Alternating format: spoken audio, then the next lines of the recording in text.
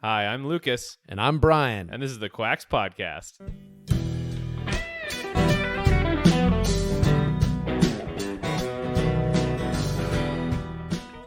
Hello, everybody. Welcome to the podcast 2020. I don't know what episode we're on, but welcome, Brian. What's up, buddy? You just sound like you're from Quebec or something in the beginning. Welcome to the podcast. Wow, that sounded actually really nice.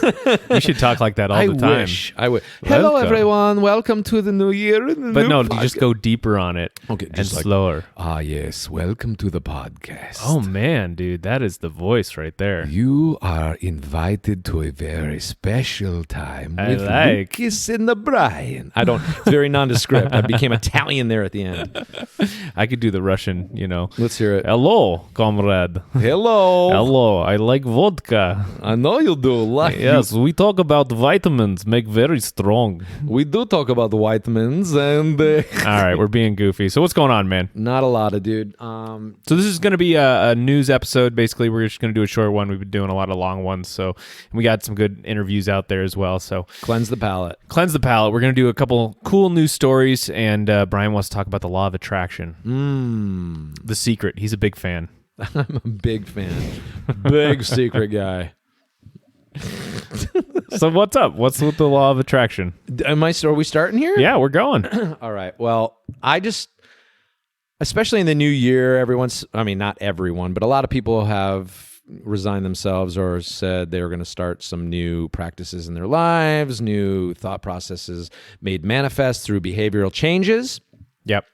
And I'm no exception. So what I'm saying is, I'm always astounded by the fact that when I'm doing something or thinking a certain way, how many people I talk to that are doing the same thing or thinking the same way. So I've been very positive, regardless of what's going on in the world right now.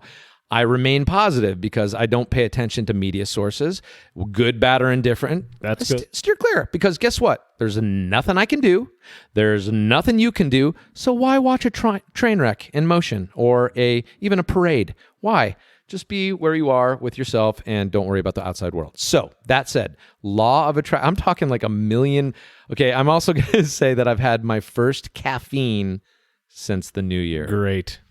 It was just yerba mate. But Well, I love that because sometimes you're on a downer when you come here. Sometimes you're on an upper. It gives the podcast a lot of variety that Yes. I think people come back for. Yeah, and then they can be like, well, we like this version or we like that version. You're getting the kind of speedy version. Yeah, we like coked up Brian. Coked Up Brian is next week. I'm preparing right now. God bless.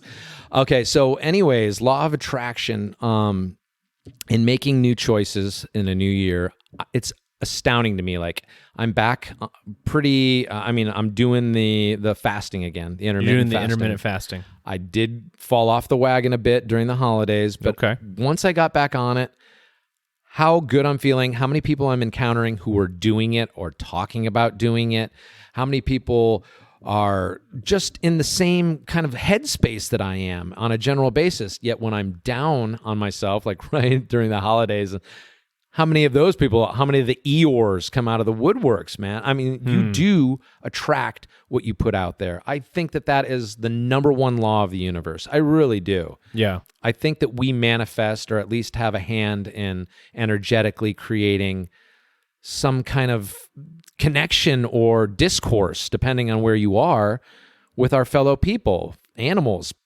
plants, everything, dude. It just makes me realize how much more and more that we are so connected. We really are. And I know that sounds new agey and foo-foo, A little bit. but it is true, man. And I've woken up to it again, just because I'll be talking about something, the coincidences that come your way. And when you believe in that and you understand that it's a possibility, I think we see that more. So try to have good thoughts, do good things, compliment somebody, a stranger, once a day. I know that sounds crazy, but it is so cool when you see somebody's eyes open up and they go, I'm going to get my mace out if you don't step away from me right now. I was like, I just said your skirt was nice. No, but compliment people, be kind, And I guarantee you it's going to come back to you in spades. I know I'm being new agey. I'm being positive. No, I love it. I love it. I know I'm like apologizing for being positive in this day and age. That's right. You got to just be nihilistic. Well, if you see somebody walking down the street singing, they're nuts. They're not in a good mood or happy. Why is that person singing? Yeah, it's true. I'm totally on board with you with the the Secret and all that stuff. I will say people can take it too far. I remember one time, I think it was the author of The Secret. Yeah. Like, I don't remember if it was Australia or New Zealand. Like, they got hit with a tsunami. Yeah. And The Secret author came out and was like, well, they must have been having tsunami thoughts. And I was like, too tsunami. Like, that might be a little too far. You know what I mean? Yes. Yeah. I agree with that. Anything can be taken too far, but Sure.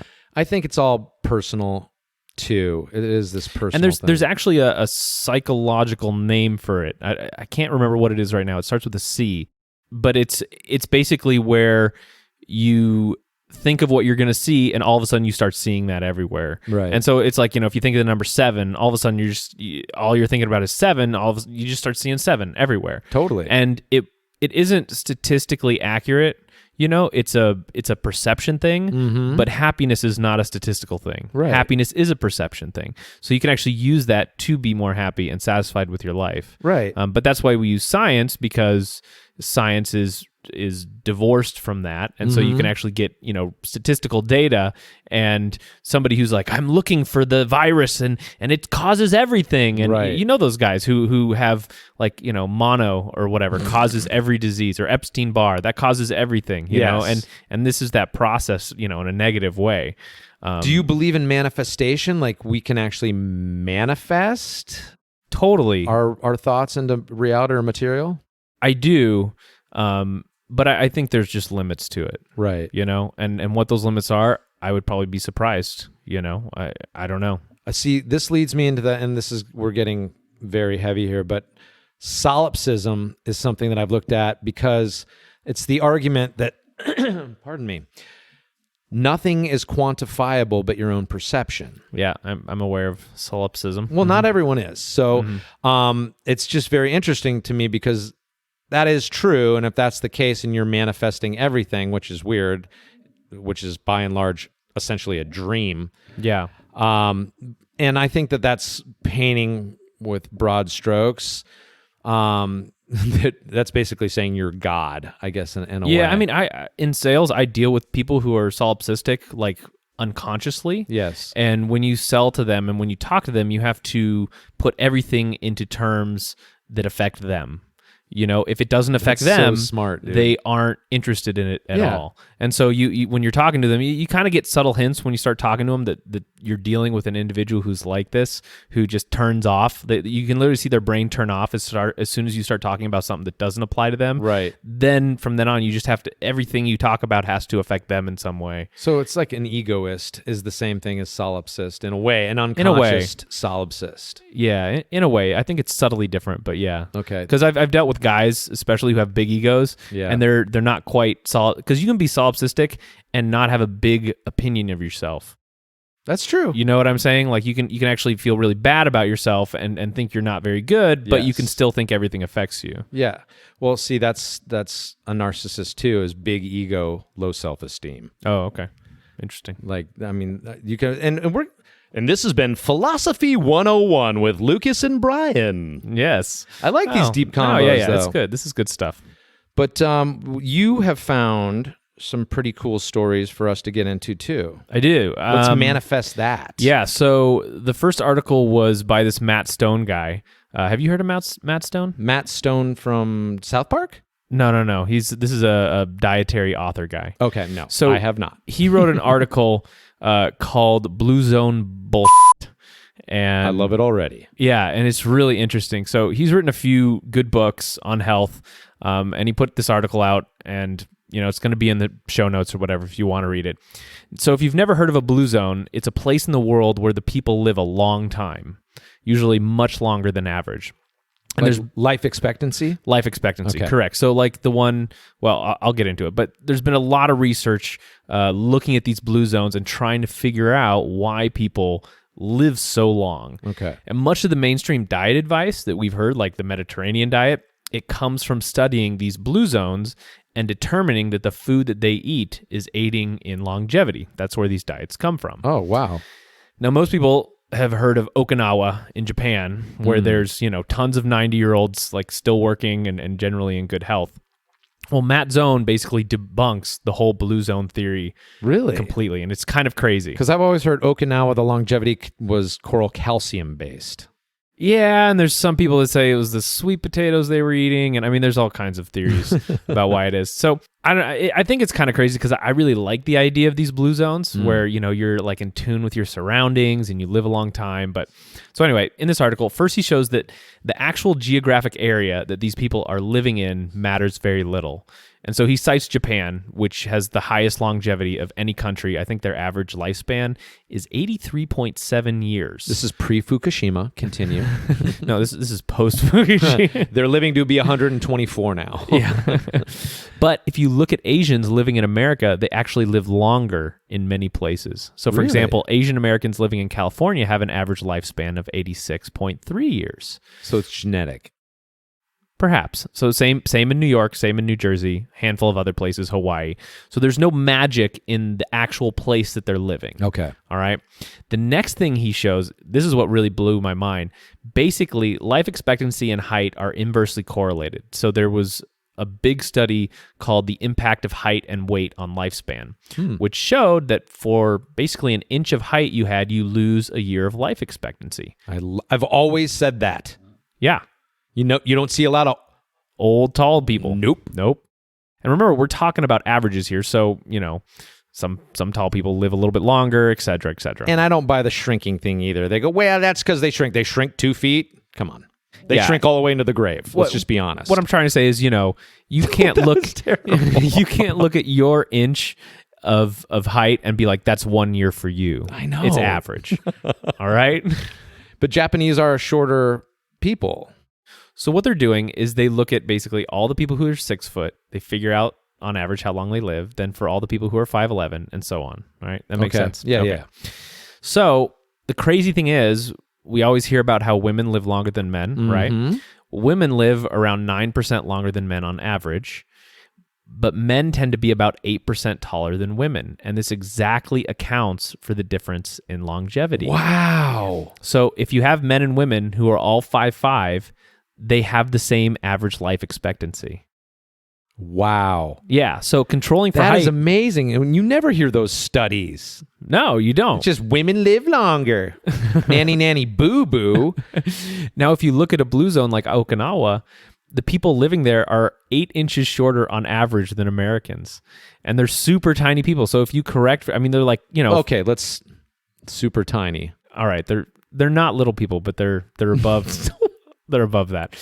They're super tiny, okay? So if you correct for the difference, though, in the data, the life expectancy between Okinawa and America, it's basically the same. Okay. The whole longevity blue zone deal, it can be accounted for from height. And this is true. That is so cool, man. I know, and it's true of France and other affluent countries. So it's... that is one caveat I should put in there. If your country is war-torn and full of poverty, everything changes. So this is all for affluent countries. Oh, boy. Okay, but Rhea Perlman is going to live to be about 130. Who? Rhea Perlman? I have no idea who is that a dated reference? Yeah, I don't know who that is. Carla from Cheers? She's like no bigger than a minute. Oh, is she the curly-haired one? Danny DeVito's ex-wife. Curly-haired one? Mm-hmm. Okay, I remember her. Okay, I'm going to try to update my references a little bit better. Kevin Hart is going to live to be about 120. There you go. Okay. All right. So what this means basically is that shoving a bunch of soy and rice in your mouth to kind of mimic these countries' diet is not going to make you magically live longer. Oh. Yeah. Most of your lifespan is correlated with your height and affluence level. And it makes me wonder, if you're a monster like 6'7", and you're applying for life insurance. Dude, a monster. Dude, 6'7", 7 foot. I mean, that's a monster. To us. Yeah. I mean, we just hopped out of the Shire. Yeah. It just makes me wonder, if you're that tall and you apply for life insurance and on your application you put that you're 5'1", I wonder if you get a better rate. Yeah. It just looks like 3 dudes in a trench coat on top of each other's shoulders when I see them. Okay. Yeah. Anyway, that's the story. Wow, man. That is so cool. Yeah. That is one of the cooler... Well, I like it because I'm shorter. I'm on the shorter side. Yeah. I'm average, as they say, but I'm 5'9" in heels. Okay. But I've always said that. I go, I don't see a lot of older, tall people walking around, but I do see some scrunchers. Yep.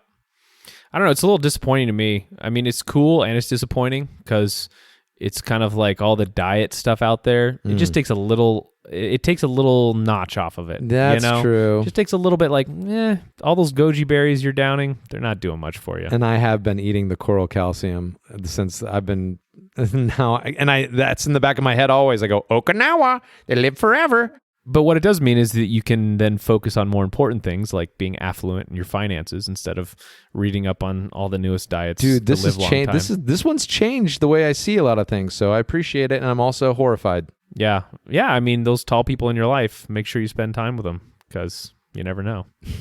Oh man, all the Great Dane owners are like, hey, Brutus. So I have one more story, but before we go on to that, kind of tell us a little bit about you were doing intermittent fasting. What experiences did you have on it? I fell off the fasting wagon and I immediately noticed a difference in lethargy during the day, more cravings, like craving all the time. And then once I was off of it, my issue is eating at night. And that's really one of the reasons that I want to try the fasting, because once I set up a plan, I follow through with it generally. Yeah. I'm pretty good about that.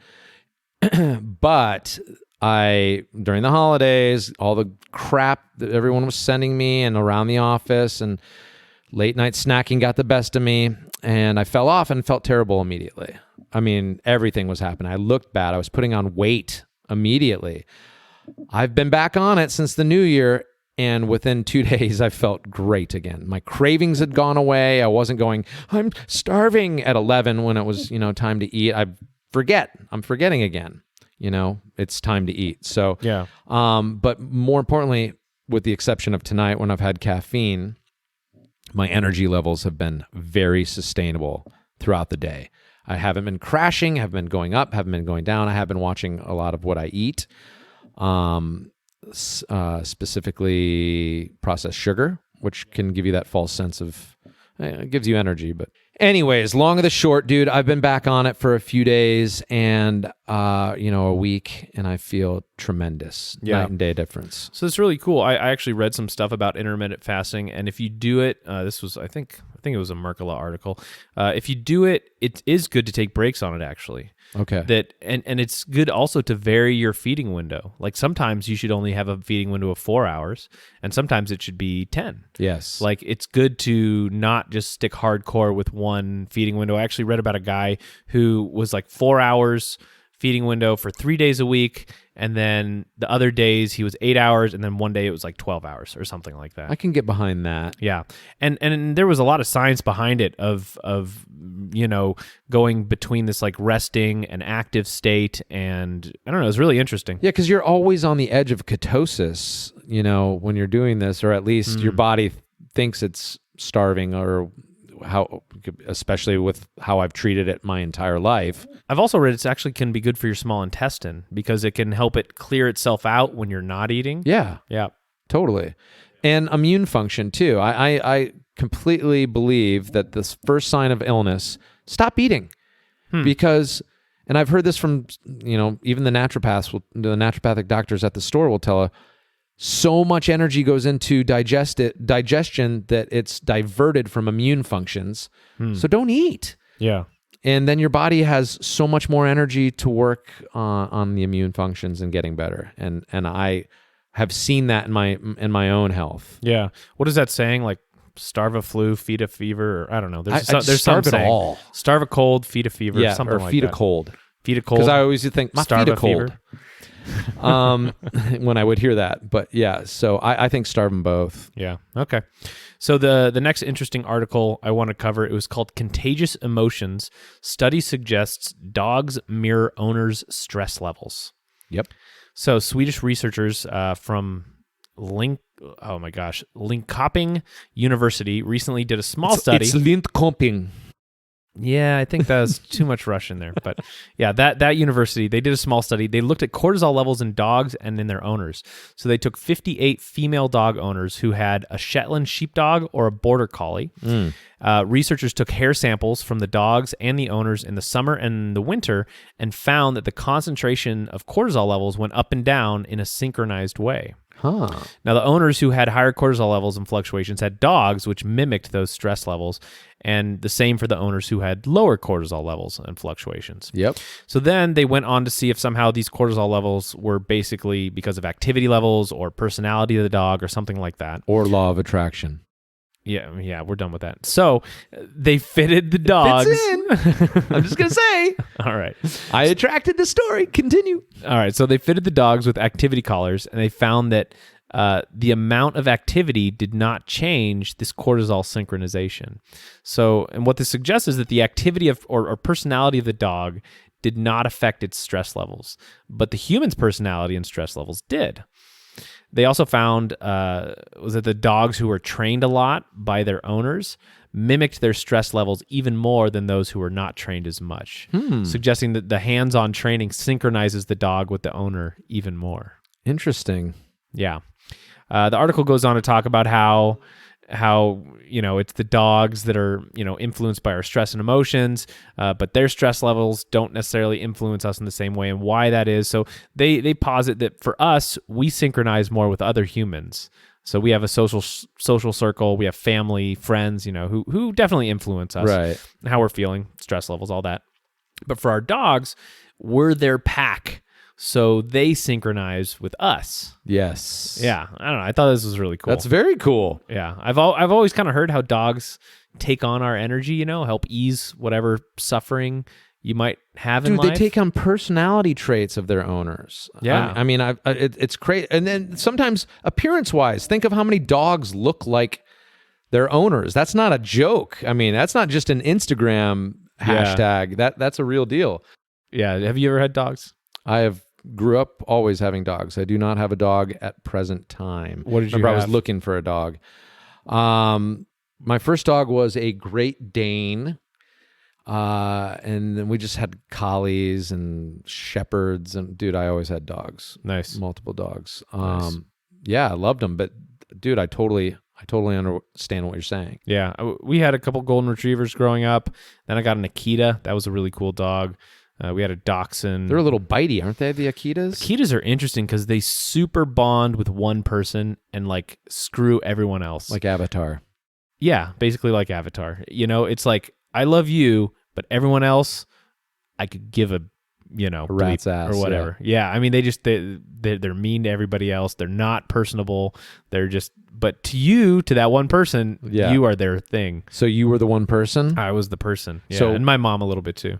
So other people, I was saying, your friends or any, it wouldn't give them the time of day? She was nice. I mean, she was a good dog. So but she was just her personality was very off-putting. She was very aloof, kind of, a golden retriever will just come and jump all over you and just like want anybody, strangers, whatever. Yeah. Yeah. This Akita was not like that. Yes. Like if she knew you, she would be nice to you, but she was just not a friendly dog. Yeah, because I've gotten some mixed signals from them before where I've been like, I don't know if I'm going in for the pet on this one, because I'm usually like, hey, buddy. Yeah. With the exception of maybe a couple breeds, which I won't name here. No breed shaming. You know what they are. But that's one that I was always, and a chow. I was always a little freaked out around too. Chows can be mean, but no, it was weird. This one time I was walking this dog, this Akita, and this guy drove by who had an Akita too in his back seat, and the Akita jumped out of the window and ran up to my dog and like started a fight with it. Oh my god! It was like, wow, this breed sucks. It's great, but it can suck. Wow, that's crazy. Yeah, it is. So anyway, that's all the articles I got for today. It's been good. Yeah. I gone on a few tangents. It's all right. Caffeine is waning now, so. All right. Well, I guess it's time. It served its purpose. Thanks, everybody, for listening. www.quaxpodcast.com is the website. Email us at quaxpodcast@gmail.com if you have a suggestion for a show, or just want to give us some feedback or whatnot. And now we also have a Facebook page. So like Quax, Quax podcast on FB Facebook. for all you millennials. Yeah. Well, thanks, man. Thank you for all the tutelage. No problem. We'll see you next week.